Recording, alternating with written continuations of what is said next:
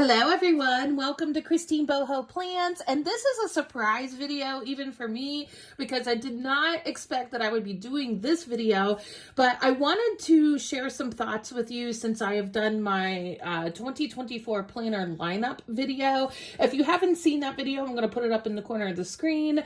You can go check out that planner lineup video, but since then, I've had a little bit of change, and I decided to share this change with you guys for a couple of reasons. If you're interested in knowing more why, please stay tuned.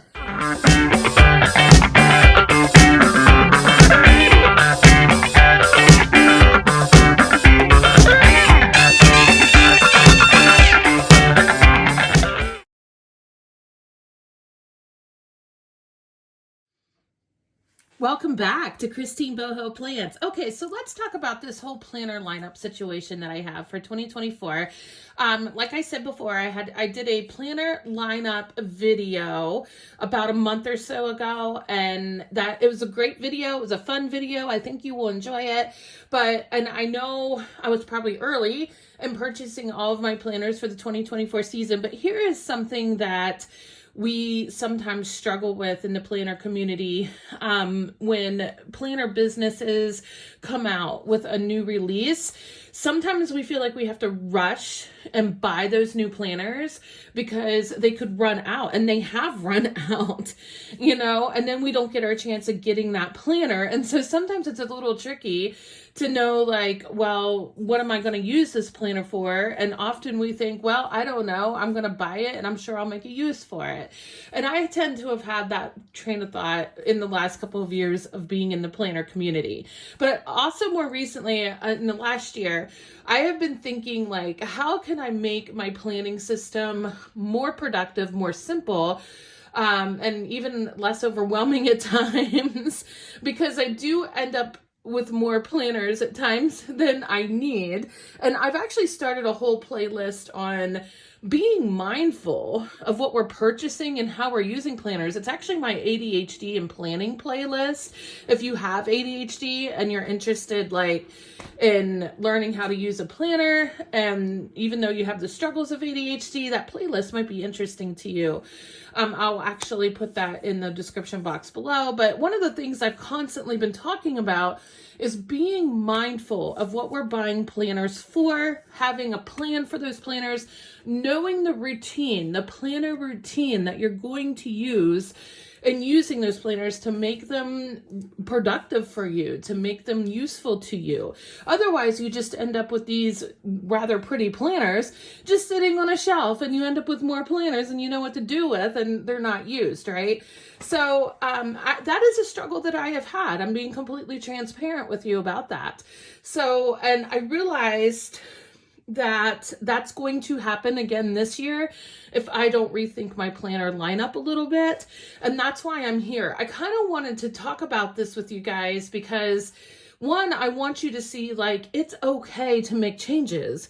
It's okay to not go with the original plan in your planner lineup.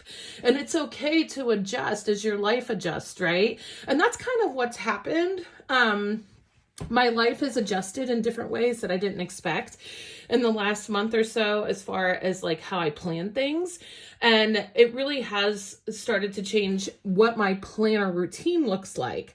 So, for example, like in the last 2 weeks, maybe last 3 weeks, I haven't had the desire to use my planners as much, which is kind of weird because I love using my planners. And I had to sit down and reflect on that because I was like, why am I not doing this? And I realized it's because the planner system doesn't work. Things have changed. So let's talk about what has changed and what I'm going to actually try to do instead. So these 3 planners that you see sitting in front of you were part of my planner lineup. Now the covers are different, except for the Passion Planner. The Passion Planner is the planner I've been using forever for my job, for work. And I love the Passion Planner. However, my work actually has a digital online calendar for us to use, but I always used my Passion Planner alongside of it because sometimes that system goes down and I always wanted something like physical to put in my hand to refer to if the system would go down, right? But then they started actually sending us a daily email of our schedule. And then I started screenshotting that and having that in my daily photos every day. And I find that I'm just looking at that every day on my phone. So I find that when I'm doing my work planning and my passion planner, that it feels redundant now. It feels like, why am I doing this? Because when I do my planner routine, the very first planner I fill out is my work planner. My work schedule is what the rest of my schedule centers around. And so I realized I don't really need this, which is kind of sad because I really love Passion Planner. But I don't. I mean, if I'm 100% honest, like the way my scheduling has been going at work, yeah, I really haven't needed it. And that is the last spread I did. And I didn't even fill in all the client boxes for my job because one, it changed a lot. And two, my work informed me by email about my schedule for the week. So I had to be honest with myself and ask, how else do I use this planner other than the schedule? The schedule was a big part of it, but I also have to-dos that I use, but it's a very small part of it. And I realized, I'm probably not going to keep planning if I force myself to have a work planner, because the work planner isn't necessary anymore because of how my work has done the calendar. So, I hate to say this, but for now, I don't have a need for a vertical hourly layout. Okay? Not at the moment, I don't. It might change in the future. Anything can change.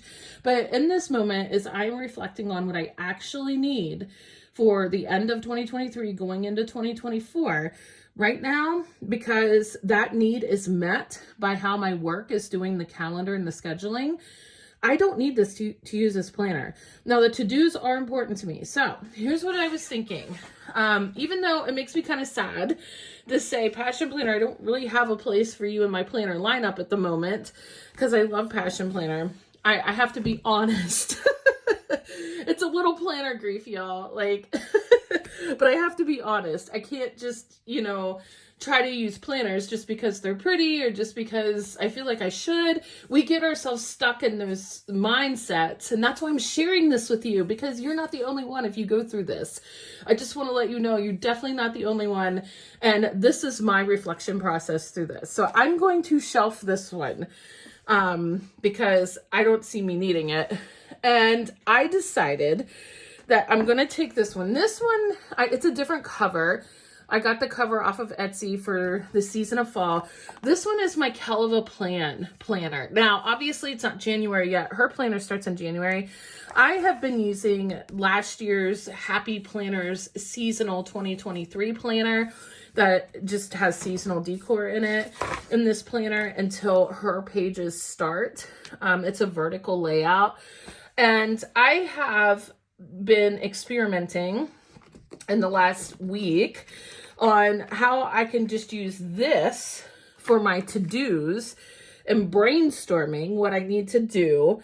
And then if I need to put it somewhere else where I don't feel like it's overwhelming to look at, because when I just scratch down to-dos like I did here, sometimes later going back and looking at it feels like a lot. It feels overwhelming because I've written down so much. But the process of writing down my thoughts of what I need to do is very therapeutic, and it does help me get focused on what needs done. And I was thinking maybe if I use this vertical layout on a daily basis, don't fill it out in advance, because that's what I had been doing, filling it out in advance on my Sunday planner sesh day, just filling each day out, sort of like a daily planner, but I don't want a whole daily planner because for me, that's a little overwhelming too. I don't need the hours, and I don't really feel like dealing with a whole page. So I'm just dealing with the vertical column. Yeah, just filling out what is on my mind and what I need to do for that day. Okay. I'm going to try and see how the vertical layout works for me for this. As you can see, I didn't do any stickers, and that's kind of the point. I'm not planning to make this a decorative planner. I'm planning to make this 100% functional and helping me get my to-do list done. All right, so I'm going to move this out of the way. And the main planner that I'm considering using. Now, again, I changed the cover on this. This is a happy planner, but this cover came from Jane's Agenda subscription.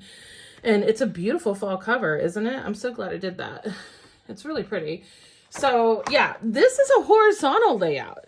And again, I have horizontal pages in here from another planner, but I'm thinking this might actually work for my current planning needs.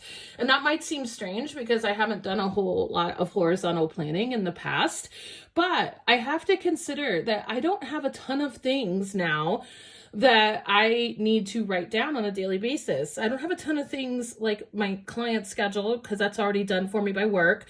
And even like daily chores and stuff, like I can't get to every single daily chore or every single house chore every day. I have to figure out in the morning when I'm sitting down doing my planning, what is feasible for that day. And that's where I was thinking this vertical layout would come in. This would be my brainstorming where I can write it down however I want. I can be as messy as I want. And then on this, I could do a couple of things. It could be completely functional for me as bullet points, just to list what I need to do for the day. And it's the perfect amount of space when I look at it for that. Or if I want to be decorative, I can use like stickers, like the box stickers, and just put box stickers to highlight like big things I need to not forget for that particular day. And honestly, if there isn't anything big, any big to do that I need to do for that day, then I have space to just journal for that day, because I started this one out as a journal, which the horizontal layout makes a great journal, right? But I found that I'm also not journaling every day. So I'm doing my creative journal is what I am doing. That's my big happy planner. So I'm like, why am I being redundant with this? So I'm thinking I'm going to use this as the main planner that actually sits on my desk. And if there's any work to do's that I have found that are important from this planner that I was putting in to this planner, I'm actually just going to put it as a bullet point and in these horizontal boxes in this planner, along with anything else in my life, such as don't forget to do the laundry, or this is what we're having for dinner, or whatever those things are in my life I need to remember. And I think if I keep it more simple that way, consolidate things this way, and I know I've said in the past, this probably sounds contradictory to what I've said in other videos in the past, that I need to separate my planners because that's how my brain categorizes things. But lately it has gotten a little bit more overwhelming, and my brain is telling me I need to keep it more simple. So I'm thinking the horizontal layout is probably what I'm going to do, and play around with this and see how it goes for my regular weekly planning and daily planning. Now, to be honest with you, I probably could get away with not even using a vertical planner. But the reason I'm using it is because this is CalPlan's seasonal planner that I thought was so cute. It's beautiful. And I purchased it. And honestly, I really want to use it. So again, it goes back to being mindful of what we're purchasing in planners and how we're actually going to use them. But this was one of those planners where I know CalPlan doesn't like produce a ton of the planners that she makes. I was afraid if I didn't get it, I wouldn't be able to get it. Now, looking back, did I really need it? You know what? I probably could get away next year with not using it, but I'm going to use it. But I do think having this sort of pre-planning, to-do list, brainstorming planner will help me do a good job with organizing what my weekly planner that I'm going to put on my desk, so that I can put it on here in such a way that is kind of friendly to look at, not overwhelming. And if I feel like decorating it, I can. So that is how I'm changing things up. I have never done a horizontal layout except for like when I was in middle school and they gave us those academic planners to write our homework and stuff down in. Those were horizontal layouts, the ones that we got. But in terms of my adult life, I don't think I've ever done a horizontal layout for my daily planning or my weekly planning. So I'm going to try this and see how it goes.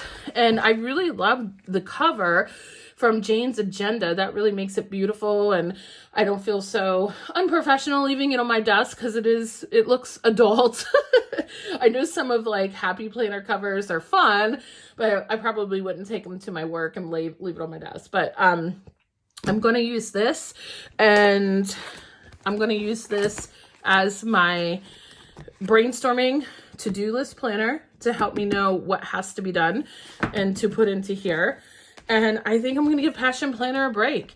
So that's actually one less planner than I had in my 2024 planner lineup video. So we'll see how it goes. Things can change, you guys. The way life happens change. The other thing that has changed in the last month or so is how my family is doing meals. Our schedules are a little bit different this fall, and just trying to pre-plan the meals isn't working as well as it used to because we're not at home as much as we have been in the past. So doing meals, that's the other thing. It doesn't take up as much space in my planner as it was because we're doing meals completely different. So I have to change my whole planner routine, honestly, and focusing on what's important, and what is going to help me be most productive and help me not forget things. Because in the last couple of weeks, I have forgotten important things because I was using my previous way of doing my planner routine. I was focusing on things that aren't helpful anymore. So am I reflecting on it as I'm changing things? I'm hoping this will help things go a little more smoothly and make planning more functional for me and do what it's supposed to do for my life. So thank you for being here today. Thank you for sharing this with me. I'm kind of curious, like, have you changed planners around a lot? Especially after you've announced what your 2024 planner lineup is going to be. And then you're like, oh no, this isn't going to work. Like, has this happened to you before? And do you struggle sometimes with like, oh, but I want to use that planner, so I'm going to make myself use it? Here's the thing. Like, if I tell myself I'm going to use a planner just because I have it, a lot of the time I just don't. So you really have to have a true purpose for it, or you're probably not going to use the whole thing all year. So at least that's true for me. So let me know what you guys think. Thank you for being here today and sharing this conversation with me. I look forward to talking with you guys more about this and your thoughts about this. I hope you have a wonderful day or night. Bye-bye.